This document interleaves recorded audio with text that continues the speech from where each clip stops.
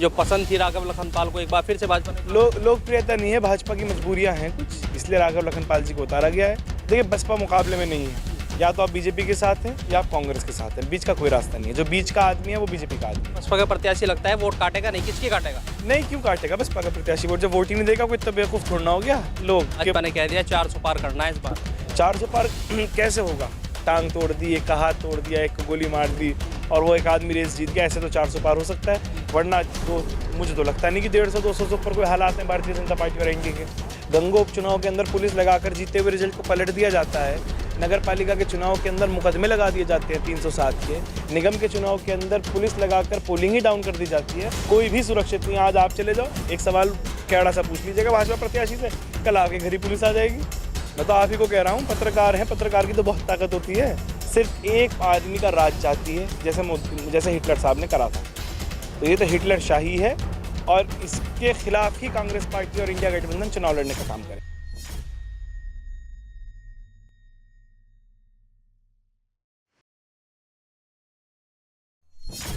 सहारनपुर में एक बार फिर से जहां कांग्रेस ने इमरान मसूद पर भरोसा जताया है और एक बार फिर से इमरान मसूद को यहां से प्रत्याशी बनाकर भेजा है, तो वहीं राघव लखनपाल शर्मा को एक बार फिर भारतीय जनता पार्टी ने प्रत्याशी बनाया है। इस बार कांटे की टक्कर देखने को मिलेगी। लेकिन बात करते हैं इमरान मसूद के भतीजे हमजा मसूद हमारे साथ है। हमजा भाई, इस बार की टक्कर की अगर बात करें, क्योंकि वही राघव लखनपाल शर्मा एक बार फिर से सामने इमरान मसूद के रहेंगे, किस तरह की टक्कर इस बार देखने को? देखिए, पिछले 10 साल के अंदर चुनाव का पैटर्न बहुत बदल चुका है और मैं समझता हूं कि इमरान मसूद साहब बहुत भारी बहुमत से इस बार सहारनपुर लोकसभा जीतने का काम करेंगे।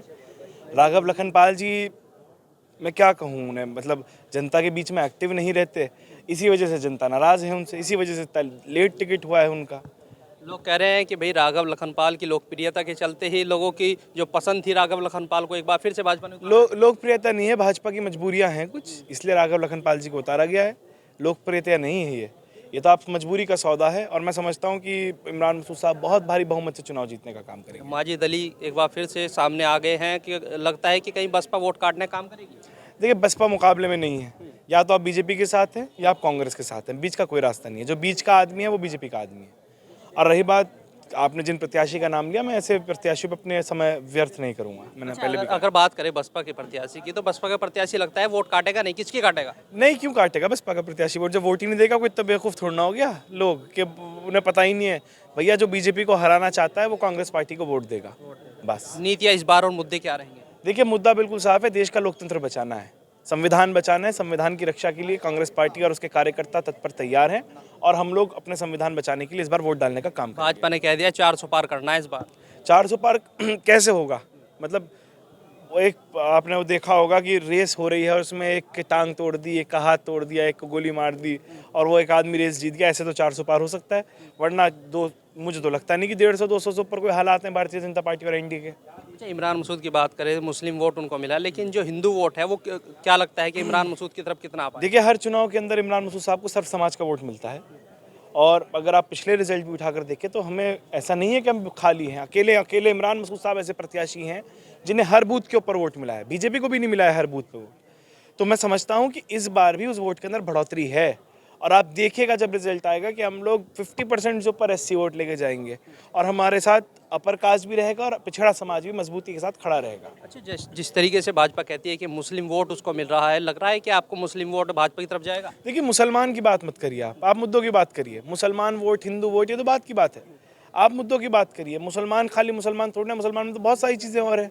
मुसलमान वोट दे रहा है, बीजेपी जो परसेप्शन बना रही है कि मुसलमान वोट दे रहा है और हिंदू वोट दे रहा है, भारतीय जनता पार्टी लोकतंत्र में चुनाव ही नहीं चाहती है, तो हिंदू मुस्लिम वोट का मायने ही क्या रह गया?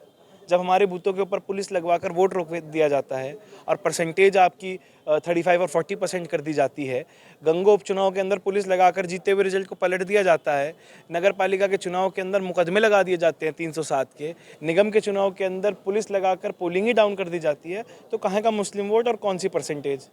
अच्छा, इमरान मसूद लगातार चुनाव लड़ रहे हैं, हार रहे हैं, वो इधर से भाजपा के एक बार हारे हुए प्रत्याशी सामने है, दो प्रत्याशी, टक्कर इस बार सहारनपुर में कांटे की है, ये बिल्कुल स्पष्ट हो चुका है। लेकिन जो मुस्लिम कह रहा है कि वो भाजपा में सुरक्षित नहीं है, आपको भी लगता है? मुसलमान ही नहीं, कोई भी सुरक्षित नहीं है, कोई भी सुरक्षित नहीं है। आज आप चले जाओ, एक सवाल कैड़ा सा पूछ लीजिएगा भाजपा प्रत्याशी से, कल आपके घर ही पुलिस आ जाएगी। मैं तो आप ही को कह रहा हूँ, पत्रकार हैं, पत्रकार की तो बहुत ताकत होती है। आप ही अगर उल्टा सवाल पूछ लोगे उनसे या मुद्दों का सवाल पूछ लोगे, वो आपके घर ही पुलिस भेज देंगे। मुसलमान तो देखिए, मुसलमान के तो आप बात ही छोड़ दीजिए, ना एससी सुरक्षित है, ना अगड़ा सुरक्षित है, ना पिछड़ा सुरक्षित है। हर पार्टी को, भारतीय जनता पार्टी सारी बिरादरियों को नेताहीन करना चाहती है, सामाजिक हिस्सेदारी से दूर करना चाहती है, सिर्फ एक आदमी का राज चाहती है, जैसे हिटलर साहब ने करा था। तो ये तो हिटलर शाही है और इसके खिलाफ ही कांग्रेस पार्टी और इंडिया गठबंधन चुनाव लड़ने का काम करेगा। केजरीवाल को गिरफ्तार कर लिया गया है, वो जेल में है, और क्या लग रहा है कि उसका फायदा कहीं मिलेगा गठबंधन में? बिल्कुल मिलेगा। केजरीवाल जी बहुत पॉपुलर नेता हैं और केजरीवाल जी का मैं समझता हूं कि 7 की 7 लोकसभा सीटें दिल्ली की हम लोग जीतने का काम करेंगे। देखिए, ये थे इमरान मसूद के भतीजे हमजा मसूद। इन्होंने कहा है कि जो सहारनपुर में इस बार की टक्कर है वो एक तरफा होने वाली है और इमरान मसूद इस बार भारी मतों से जीतने वाले। इस वीडियो के बारे में क्या राय है कमेंट्स में जरूर बताएं। अगर आप ये खबर फेसबुक पर देख रहे हैं तो वीडियो को लाइक करके पेज को फॉलो करें। इसके अलावा अगर आप इस खबर से यूट्यूब के जरिए जुड़े हैं तो चैनल को सब्सक्राइब करके बेल आइकन दबाना बिल्कुल ना भूलें। नमस्कार।